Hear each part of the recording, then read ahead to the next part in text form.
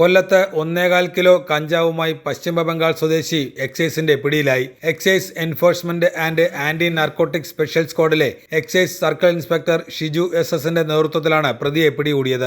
Excise cyber സെല്ലിന്റെ സഹായത്തോടെ ചിന്നക്കടയിൽ നടത്തിയ പരിശോധനയിൽ 1.266 കിലോഗ്രാം കഞ്ചാവുമായി പശ്ചിമബംഗാൾ സ്വദേശി നയ്യ എന്നയാളെയാണ് എക്സൈസ് സംഘം അറസ്റ്റ് ചെയ്തത്. ഇയാൾക്കെതിരെ NDPS പ്രകാരം കേസെടുത്തു. വെസ്റ്റ് ബംഗാളിൽ നിന്നും നിരന്തരം കേരളത്തിലേക്ക് കഞ്ചാവ് കടത്തുന്ന ആളാണ് പിടിയിലായ പ്രതി. തീരദേശ മേഖല കേന്ദ്രീകരിച്ചാണ് ഇയാൾ കഞ്ചാവ് വിൽപ്പന നടത്തിയിരുന്നത്. Excise inspector Dileep CP, assistant excise inspector G Sreekumar, preventive officer Prasad Kumar, civil excise ഓഫീസർമാരായ Aneesh MR, Ajith BS, Julian Cruz, Jojo, Balu S Sundar, Abhiram H, വനിതാ civil excise officer Varsha Vivek, excise driver Subhash SK എന്നിവർ പരിശോധനയിൽ പങ്കെടുത്തു.